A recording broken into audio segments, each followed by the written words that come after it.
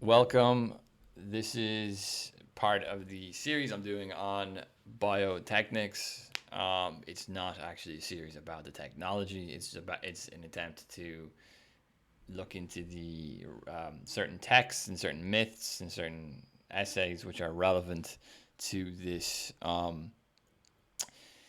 theme of ontological sort of alteration of human beings, which relates to biotechnologies. Obviously, we can manipulate, well, not now, but we probably will in the very near future be able to somehow, or they're at least going to try, probably manipulate human genes. Or we could also think about cybernetics and kind of fusion of man and machine.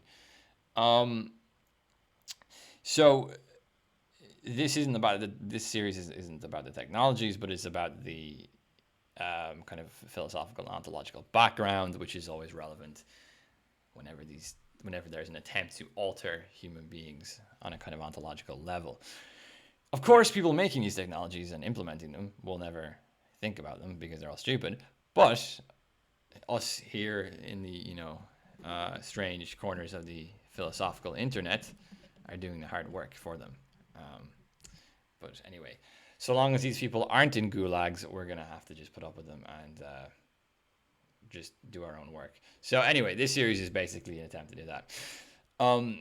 And this also, if you haven't seen Rules from the Human Zoo, it's Peter Sloterdijk's essay. I do a kind of breakdown of it. I think it's kind of like a fundamental essay, which really inspired this whole series, which gives a lot of the I think most important dilemmas and backdrops to these sorts of technologies and the dangers that they're going to pose. In particular, relevance, I think, for the next few installments in this series will be what he calls zoological thinking. So zoological, you can just basically think of it like there's a distinction between man and animals, right? Human beings are kind of somewhere in between. We have both animal nature in us, but we also have a kind of higher nature as well. However you want to phrase that higher nature, if you want to think of it as just being more rational and more intelligent, or if you want to think of it as being spiritually higher, that's up to you. But there is a sort of obvious distinction between humans and animals, and there's also another level, which is the divine level. So, and of course, there's a kind of attempt to put machines on this divine level nowadays, right? Which is stupid, but whatever. We'll get into that maybe some other day.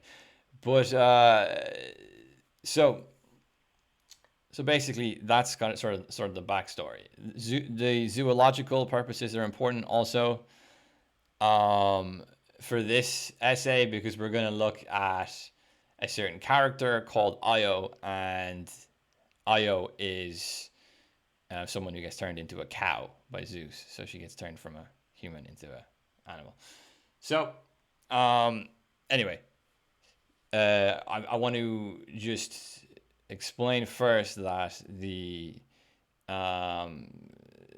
essay, I've written an essay about, basically, you can look at it on Substack. I'll put the link in the description.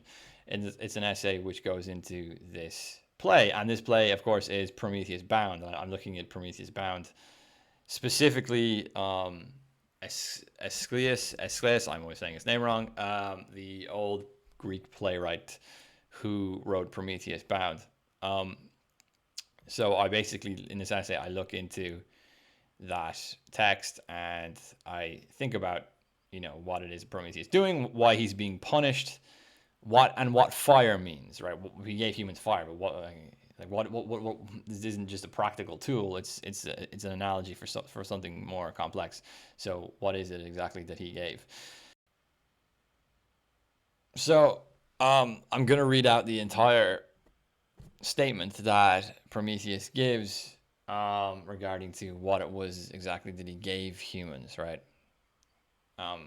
What is meant by fire, and I think this is a kind of a long passage, but it's worth going through the whole thing so that we can think about what fire actually means. So he says, "They were like children in their wits before, until I taught them how to use their minds. I speak as one who had no blame for humans. I only mean to show what good I did them. Though they had power of sight, they did not see. Hearing, they did not hear. like shapes of dreams. They spent their whole lives shuffling things together into random patterns. They knew no brick-built houses to shield them from the sun, nor works of wood. Like crawling ants, they hid themselves in holes, in dark and sunless caverns underground. No signposts did they have of winter's coming, nor that of flowery spring, nor fecund summer. No certainties, haphazards year long, until I showed the risings of the stars to them and settings too, both hard to read. There's more. The ways of numbers, wisdom's crown I found for them, and letters forming words from which to memory's power and every art. I was the first to tie their beasts in teams, enslaving these to yokes and saddlebags that they might take men's burdens on their backs. I put horses under reins and tamed them to be the badge of wealth, luxury, and none. But I discovered carriages that crossed the seas on wings of woven flax. Okay, so there's already, poetically telling us a few things. Shelter, writing, domesticating animals, transportation. Those are a few of them. But he keeps going and telling us more. And the second category is a bit different as well. So I'll keep going, right? Whenever men got sick, there was no remedy, nor drink of salve, nor healing food, and lacking medicines, they simply wasted away until I showed them how to mix gentle curatives with which they now ward off every disease.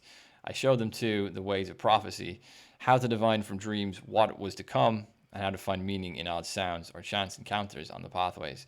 I marked out patterns in flights of birds, the lucky from the right, the left unlucky, and habits of each kind, which birds they favor, which to avoid, or which they prey upon. I taught them to read entrails, which are smooth, what color gives most pleasure to the gods, what spotting is most lovely in a liver. I showed them the mantic arts of sacrifice, the burning of the thigh bones wrapped in fat, and great backbone, and how to read the signs they give when burnt, which used to be obscure. So the first category, we could say, are more like material gifts. As I said, it's like shelter, domesticating animals, transportation. The next are a bit more obscure. Medicine, a kind of proto-scientific ability to categorize animals. It could be like its own like zoology or something. Dream interpretation, ritual sacrifice. These are among the gifts too, right? So it's not just practical, like physical abilities and powers. It's also some sort of like other sorts of more obscure things like rituals. And clearly there's a sense of making things more coherent that he gave the ability to humans to sort of, notice patterns in things, notice signs in things, notice, if you're going to make medicines, you'd have to notice patterns of diseases, like what medicine for what disease you use.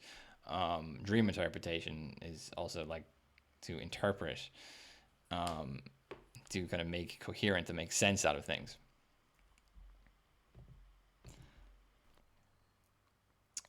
So Prometheus gave humans, we could say, a sort of practical intelligence, right? We could distinguish it from the Platonic sense of knowledge, in the sense that it, like Plato's, analogy of the sun as being that which gives us some sort of intellectual ability, or sort of makes the world comprehensible in some sense, is something which I think is quite, I don't want to use the word transcendent, but it's something which is beyond the kind of like material needs of mere mere regular practical life. Whereas Prometheus fire, as opposed to Plato's sun, is something which is related to, coherency, intellect, and so on. But it's also corresponding to practical, material, everyday needs as well. So it's a bit more obscure. And when we say, practical, there's an obscurity here because it does, on one hand, relate to like practical knowledge of how to, domesticate animals and make them, do labor for us or something. How to, you know, do medicine so that we can help fight infections or disease or something. So there is this kind of like material, practical element to it as well. But there's also things like dream interpretation and rituals, which he mentions. So, but there's also a practical side to rituals. Like, rituals aren't there to fulfill like material needs regarding like food and shelter, but they are there for some reason. So, like, what practical end did they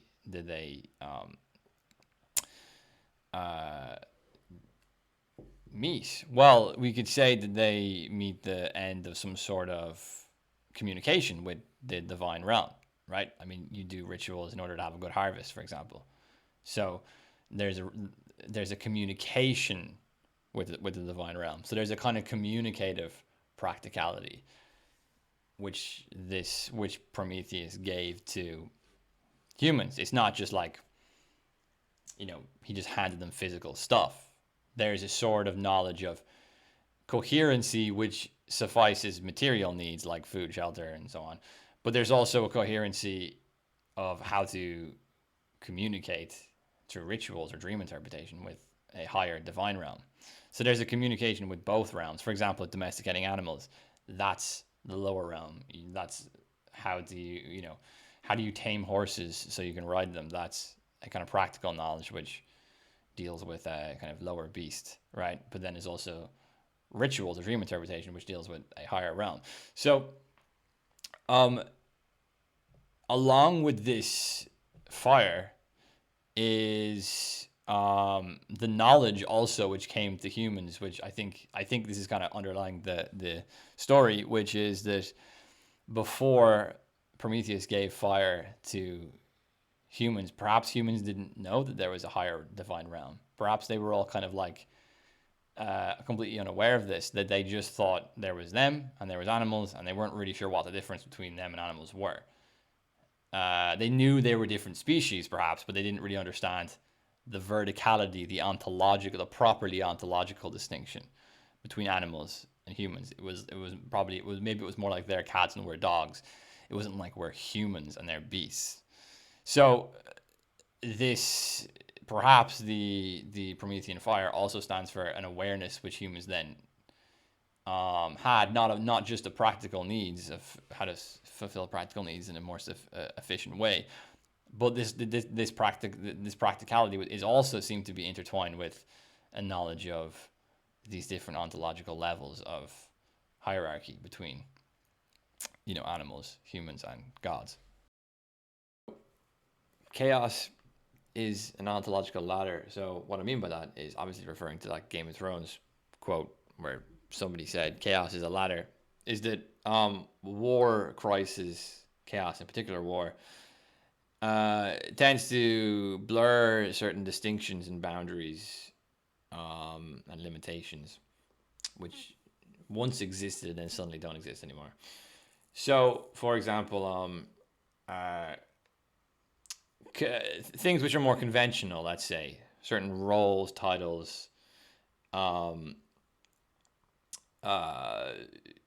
stuff that's conventional goes from being seen as something that's real, and then something like war intrudes on that, and it undermines and blurs all those boundaries. And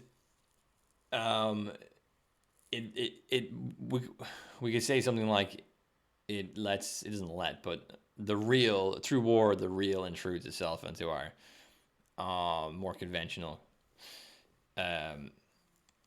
forms of existence and so on. So the war I'm talking about in this case is the war between the Titans and the Olympians. So for those who don't know, in Greek mythology, there's a war between the Titans, who are one set of kind of divine beings, and then and they kind of represent elemental power as well. I mean, there's a kind of similarity there between like, in Norse mythology with giants, kind of frost giant, mountain giant, fire giant. Like they're kind of, they're often depictions of monstrous or elemental power, kind of more bestial power, and the Olympians are kind of more divine. I mean, they're both powerful in the sense of gods, but there's a kind of more of a sense of divinity to the Olympians, Zeus, Poseidon, Athena, and so on and so forth. So in this war, basically, Prometheus is employed by the Olympians. He switches side. He's actually a Titan. He's actually, or at least his mother is a Titan. I'm not sure if he's Titan himself, but his mother's Titan. He's got some sort of like affiliation with the Titans anyway. And he switches sides to help the Olympians, and he helps them secure a victory. Presumably, I think he helps them secure a victory by introducing kind of craft into their battle tactics and so on. So, there's also a similarity here in the sense that within this war, you also have the emergence of demigods and heroes in the sense of, and this is where the breeding theme emerges. The Olympians began breeding with humans, and then we're creating things like demigods. So in this war, then you see, for example, Hercules fights numerous monsters and beasts that are the sons or the daughters of Titans. So, for example, he killed the Nemean lion. The Nemean lion was the ancestry. It had the lineage of Typhon, the Titan. So you see here a sort of breeding program of monsters and super soldiers. The Olympians are breeding with humans to make heroes, which then fight the children, the kind of monstrous children of Titans. So humans are also employed into this battlefield. So within this war, you have Prometheus switching sides from the Titans to the Olympians, and you also have humans that are being bred in a way that aren't simply human anymore. They've got elements of divinity in them now. They have ancestry to gods, and they're superhumans, and so therefore they're able to perform superhuman things and do superhuman things that humans shouldn't be able to do. So you have these ontological transgressions the whole time, which emerge through war, right? So these distinctions of animal, human, god, which were once rigid, and as we went through in the previous section, there's a sense of like, when did humans even become aware of these boundaries, right? That awareness of these boundaries could then also be put on top of, within this war, there's the blurring of these boundaries. Humans are bred with elements of divinity, making them more than just human. So these boundaries are then transgressed, in a sense. So in Aeschylus' play Prometheus Bound, we hear that Zeus was planning to basically get rid of humans after this war. So maybe we could say, as a very kind of sympathetic reading of Prometheus, we could say something like that he was trying to, that he had a certain sympathy for things which are, bred or created for kind of a simple end, a utilitarian, we could say, purpose. They were kind of weaponized to help in a war, and then they're not given their own respect as beings. You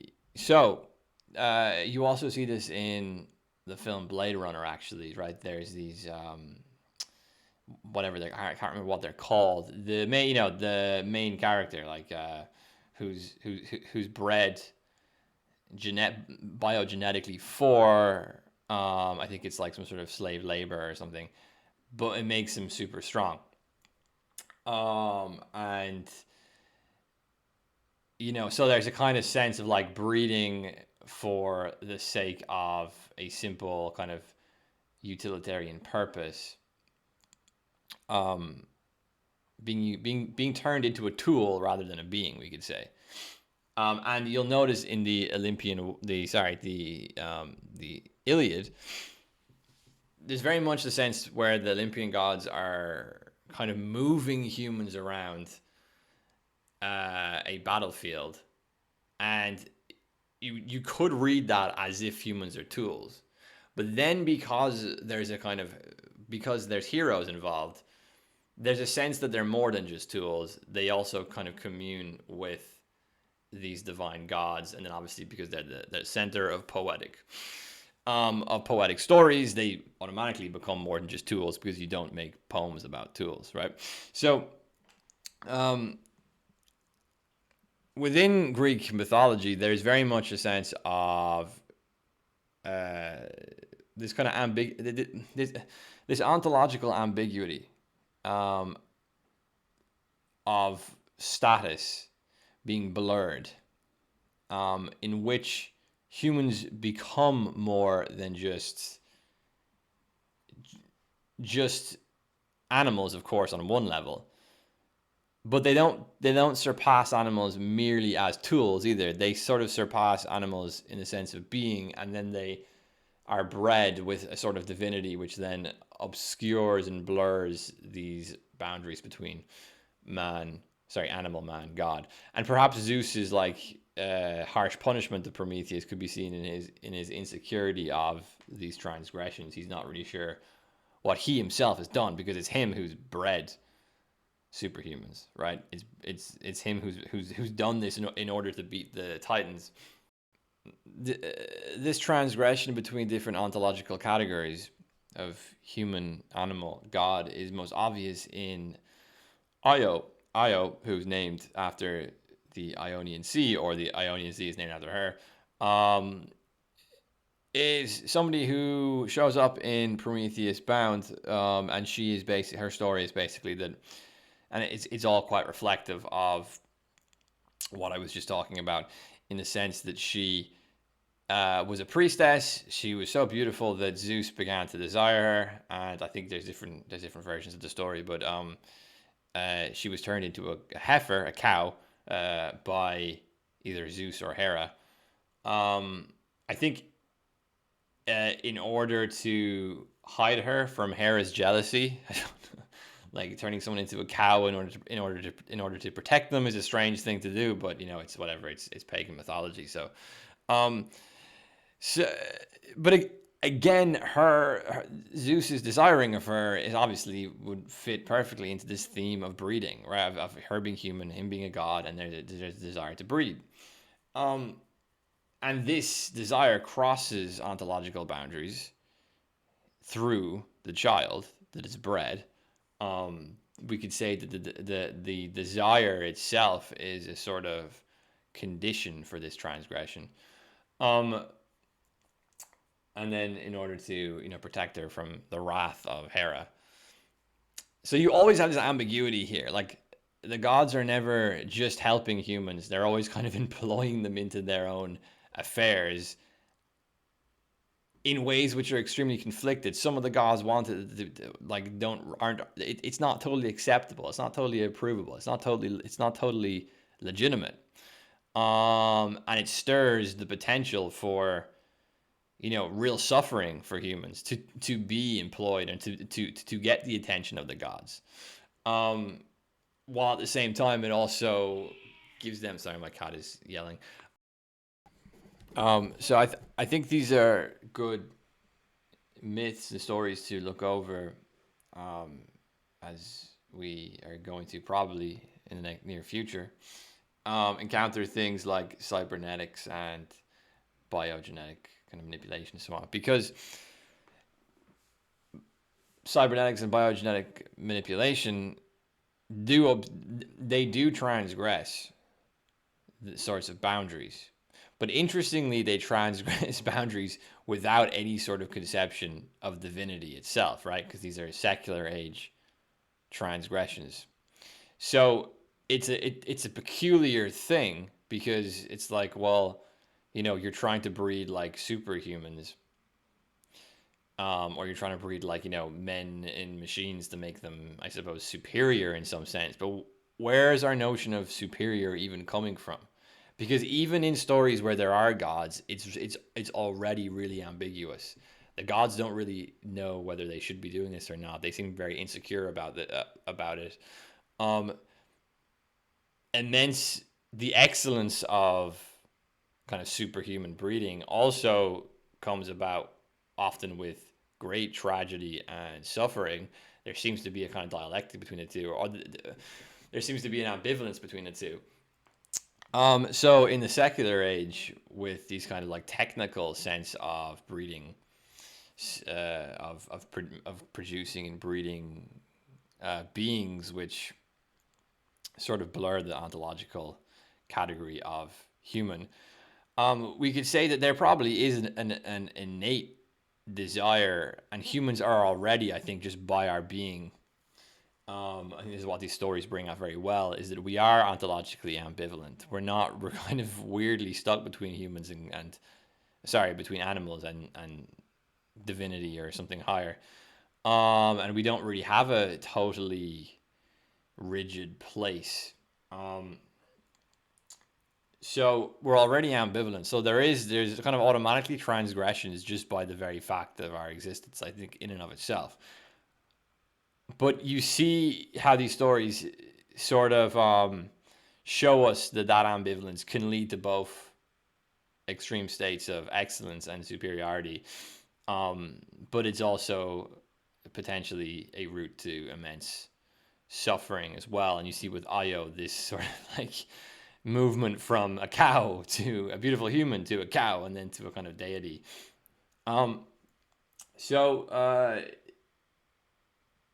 so you have to ask yourself in a secular age with these technical interferences, um, what we can learn from these stories. So, for example, some people might say, just be conservative, just regulate these technologies, just get rid of them, just ban them. And maybe that is what we should do, but at the same time, it doesn't speak to what these stories bring out, that we're already ambivalent. See what I mean? We're already stuck between these two different categories, and we're not really sure exactly which one we fit into. That is already a given for us. There's already a predisposition towards ambivalence, and there's also a desire to be more and to transform into more and to be more godlike and so on. Um, and perhaps there's bad ways of pursuing that desire, and there's good ways of pursuing that desire. But it is a desire, and that ambivalence is already there. So I think that perhaps the conservative attacks maybe on these technologies to say just let humans know their place. This is all this hubris and so on. Those criticisms I think will probably fail. Just like I think the progressive attempts to just be like, well, there's no ambivalence here at all. There's no potential for harm. There's no potential for great suffering.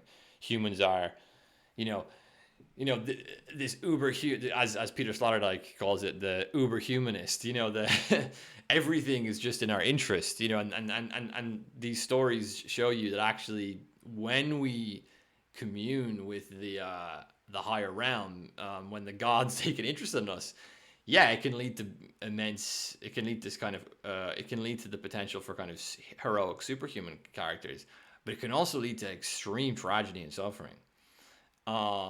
Again, Io like getting turned into a cow, like it's not.